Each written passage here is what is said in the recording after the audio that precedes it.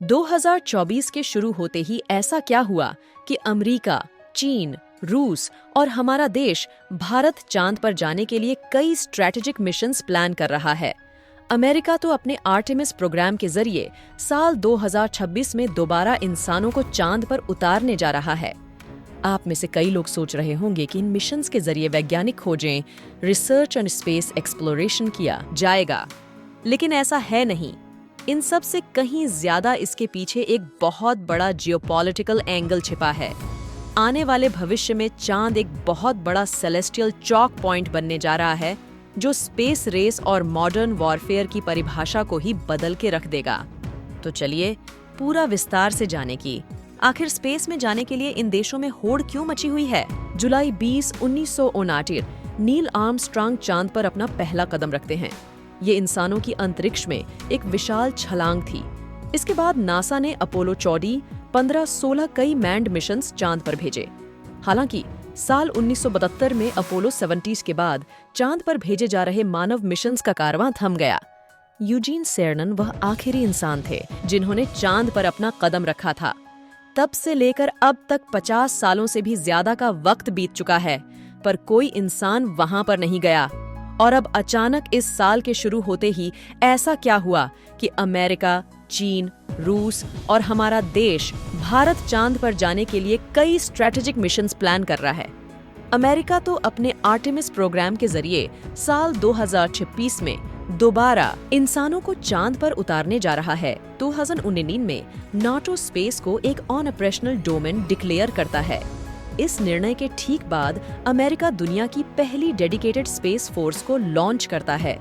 यही नहीं, फ्रांस इसके बाद अपनी एयर फोर्स का नाम बदलकर एयर एंड स्पेस फोर्स कर देता है। इनके साथ साथ दुनिया की स्पेस प्रोग्राम रन करने वाले कई देश भी इस डिसीजन के ठीक बाद स्पेस में अपने वर्चस्व को लेकर कई रणनीतिक कदम उठाते हैं। आप समझ रहे हैं यहाँ पर क्या हो रहा है। स्पेस शायद अब एक नया जंग का मैदान बनने जा रहा है। स्पेस रेस का उद्देश्य अब वैज्ञानिक खोजों और स्पेस एक्सप्लोरेशन से कहीं ज्यादा युद्ध जैसी पर सिचुएशन में स्पेस के मेजर चॉक पॉइंट्स पर अपना वर्चस्व स्थापित करना है। इसी को देखते हुए रूस और चीन अपना खुद का स्पेस स्टेशन बना रहे हैं। वहीं हमारा भारत भी इसमें पीछे नहीं है। भारतीय अंतरिक्ष स्टेशन का बेसिक मॉडल साल 2028 तक धरती ऑर्बिट में सेट कर दिया जाएगा। वहीं इसे पूरा बनाने का लक्ष्य साल 2035 तक रखा गया है। आप में से कई लोग सोच रहे होंगे कि आखिर स्पेस कैसे वॉर का एक नया फ्रंटियर बन रहा है। स्पेस तो अंतहीन है, फिर यहाँ पर लड़ाई करके दुनिया को क्या मिलेगा? आइए समझते हैं इसे विस्तार से। अगर वॉर के ट्रेंड को देखेंगे तो शुरुआत में लड़ाई जमीन को लेकर होती थी। उसके बाद ब्रिटिशर्स और फ्रेंच ने महासागरों का इस्तेमाल करके बड़े बड़े जहाजों के जरिए दुनिया भर में शासन किया। इसके बाद दोनों विश्व युद्ध में एयर एक नया वॉर का फ्रंटियर बनकर उभरा, जब बड़े बड़े एयरक्राफ्ट के जरिए एक देश दूसरे देशों के स्ट्रैटेजिक पॉइंट पर हमला कर रहे थे। जापान द्वारा अमेरिका के पर्ल हार्बर पर किया गया ऐतिहासिक हमला इनमें से एक था। अब हम एक नए युग में प्रवेश कर रहे हैं, जहां साइबर स्पेस और स्पेस वॉरफेयर के एक नए फ्रंटियर के रूप में उभर रहे हैं। अमेरिका को यह पता है कि जिस तरह फ्रेंच और ब्रिटिशर्स ने ओशियंस को कैपिटलाइज करके दुनिया भर में अपना शासन किया था, ठीक उसी तरह अगर स्पेस को कैपिटलाइज कर लिया जाए तो पूरी दुनिया पर अपनी बादशाहत बनाई जा सकती है। और ये बात रूस, चीन के साथ साथ हमारा देश भारत भी जानता है। हमारे पृथ्वी के आसपास ऐसे कई जरूरी चौक पॉइंट्स हैं जहां पर अगर कोई देश कंट्रोल पा ले तो उस देश को 21वीं सदी के स्पेस रेस में पीछे करना काफी मुश्किल है। इसमें पहली कैटेगरी में अर्थ के तीनों orbit zones, low earth on orbit, middle earth on orbit और जियो स्टेशनरी ऑन ऑर्बिट शामिल हैं। इन तीनों ऑन ऑर्बिट में सैटेलाइट को उनकी जरूरतों को देखकर इंस्टॉल किया जाता है। यही सैटेलाइट दुनिया भर में इंटरनेट, कम्युनिकेशन, जीपीएस, अर्थ की ऑन ऑब्जर्वेशन, वेदर फॉरकास्टिंग से लेकर स्पाई और सर्विलांस करने के लिए इस्तेमाल में आ रहे हैं। विश्व के कई देश इन सैटेलाइट कम्युनिकेशन नेटवर्क पर आश्रित हैं और हमारा इंडिया भी इनमें से एक है। आज के समय कई जरूरी सी रूट्स जैसे straight of Hormuz, Malacca strait, Suez canal global economy को पंप करने में एक इम्पॉर्टेंट रोल प्ले कर रहे हैं। ठीक इसी तरह धरती के ऑर्बिट जोन में मौजूद ये सैटेलाइटें भी वैश्विक अर्थव्यवस्था को गति देने के लिए ईंधन की भूमिका निभा रही हैं। ऐसे में straight of Hormuz, Malacca strait, Suez canal की तरह ही धरती का ऑर्बिटल जोन भी काफी स्ट्रेटेजिक है। स्पेस में जिस तेजी से अमेरिका, चीन और रूस की मौजूदगी बढ़ रही है, उससे हमारे सैटेलाइट नेटवर्क पर भी थ्रेट्स आ रहे हैं। कल को अगर युद्ध या किसी जियोपॉलिटिकल एजेंडा को पूरा करने के लिए कोई देश हमारे सैटेलाइट नेटवर्क के साथ जरा भी छेड़छाड़ करता है, ऐसे में हमारे देश का कम्युनिकेशन नेटवर्क और इकोनॉमी तबाह हो सकती। इन्हीं खतरों को काउंटर करने के लिए हमारा देश साल 2028 तक इंडियन स्पेस स्टेशन का एक बेसिक मॉडल अर्थ के ऑन ऑर्बिट में लॉन्च कर देगा। सैटेलाइट नेटवर्क को प्रोटेक्ट करने के साथ साथ आने वाले समय में इंडिया का यह स्पेस स्टेशन कई जियोपॉलिटिकल एजेंडा को पूरा करने में भी मदद करेगा। स्पेस में दूसरा सबसे महत्वपूर्ण चौक पॉइंट चंद्रमा है। चांद पर ऐसे बेशकीमती संसाधनों का भंडार है जिस पर अगर किसी भी देश का हाथ लग गया तो उसकी बादशाहत को कोई नहीं रोक सकता है। चंद्रमा के दक्षिणी ध्रुव पर बड़ी मात्रा में क्रिस्टल वाटर आइस है, जिसके बारे में चंद्रयान-1 के इम्पैक्ट लैंडिंग के जरिए पता चला था।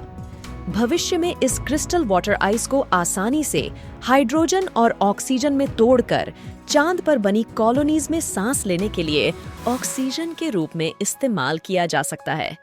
यही नहीं, चांद के क्रिस्टलाइज वाटर का इस्तेमाल डीप स्पेस मिशंस के लिए रॉकेट फ्यूल बनाने में भी किया जा सकता है। चांद पर दूसरा सबसे वैल्यूएबल रिसोर्स है हीलियम 3। हीलियम 3 एक ऐसा गेम चेंजिंग संसाधन है जो स्पेस रेस के पूरे डायनामिक्स को ही बदल के रख देगा। Helium 3 non radio active clean energy का एक बहुत बड़ा स्रोत है। हीलियम 3 के न्यूक्लियर एनर्जी का इस्तेमाल करने पर किसी भी तरह का रेडियो एक्टिव वेस्ट नहीं निकलता है। चांद पर इतनी ज्यादा मात्रा में हीलियम 3 है कि इसकी मदद से पृथ्वी की 10,000 सालों की ऊर्जा जरूरतों को पूरा किया जा सकता है। यही नहीं, हीलियम 3 का उपयोग भविष्य में एडवांस रॉकेट के प्रोपल्जन सिस्टम में ईंधन के रूप में भी किया जा सकता है। आप यह जानकर हैरान हो जाएंगे कि जहां आज की करंट टेक्नोलॉजी की मदद से हमें मार्स तक जाने में महीनों का समय लगता है, वहीं हीलियम 3 फ्यूजन रॉकेट की मदद से महज कुछ दिनों में मंगल ग्रह तक का सफर पूरा किया जा सकता है। ऐसे में यह कहना गलत नहीं है कि हीलियम 3 डीपर मैन्ड मिशंस के रास्तों को खोल देगा। इसकी मदद से बेहद कम खर्च में एस्ट्रोनॉट को आसानी से जुपिटर, सैटर्न के यूरोपा और टाइटन जैसे महत्वपूर्ण चंद्र मिशनों पर बेहद कम समय में भेजा जा सकेगा। हालांकि आज की हमारी करंट टेक्नोलॉजी के जरिए हीलियम 3 को एक्सट्रैक्ट करना काफी मुश्किल काम है, लेकिन आने वाले वक्तों में जो देश इसको क्रैक कर लेता है, उसके लिए अंतरिक्ष की दौड़ में आगे बने रहने के लिए कई नए आयाम खुल जाएंगे। चांद के दक्षिणी ध्रुव पर मौजूद वाटर आइस और हीलियम 3 के जरिए कई देश उन एस्टेरॉयड पर डीपर स्पेस मिशन भेज सकेंगे जो अपने भीतर ट्रिलियंस ऑफ डॉलर की वर्थ को छुपा कर रखे हैं। मतलब चांद पर जिस देश का भी वर्चस्व होता है, उसके पास ट्रिलियंस ऑफ डॉलर की वर्थ को कैप्चर करने के रास्ते खुल जाएंगे। आप में से जिस किसी ने भी अवतार फिल्म देखी है, उसमें आपने देखा होगा कि हमारी धरती से एक मिशन पेंडोरा नाम के मून पर जाता है। वहां ये मिशन यूनोबटेनियम नाम के एक बेहद ही रेयर अर्थ रिसोर्स की खोज करता है। इस 1 किलो यूनोबटेनियम की कीमत धरती पर करीब $20 मिलियन होती है। खैर, ये तो फिल्म की कहानी थी, लेकिन आने वाले भविष्य में इस तरह के जो डीपर स्पेस मिशंस संसाधनों की खोज में दूसरे एस्टेरॉयड पर निकलेंगे। चांद इन सभी मिशनों के लिए लॉन्चिंग पैड के रूप में इस्तेमाल किया जाएगा। सबसे महत्वपूर्ण बात यह है कि मून से रॉकेट को लॉन्च करना धरती की तुलना में काफी ज्यादा कॉस्ट इफेक्टिव है, क्योंकि मून का गुरुत्वाकर्षण काफी कम है। कम ग्रेविटी होने के कारण मून से रॉकेट को लॉन्च करने में काफी कम खर्च आएगा और फ्यूलिंग भी यहीं से होगी। इन सभी बातों के बारे में हर देश को पता है। अब सवाल है कि इन सब में अपना इंडिया क्या कर रहा है। आइए जानते हैं इसके बारे में विस्तार से। भारत ने हाल ही में आर्टेमिस अकॉर्ड पर साइन किया है। ये भारत का एक स्ट्रेटेजिक मूव था। इससे हमें आने वाले फ्यूचर में नासा और दूसरी स्पेस एजेंसी के सहयोग से ऐसी तकनीक और स्पेस से जुड़े उपकरण मिलेंगे जिनकी मदद से हम मून से जुड़े अपने फ्यूचर मिशंस को पूरा कर सकेंगे।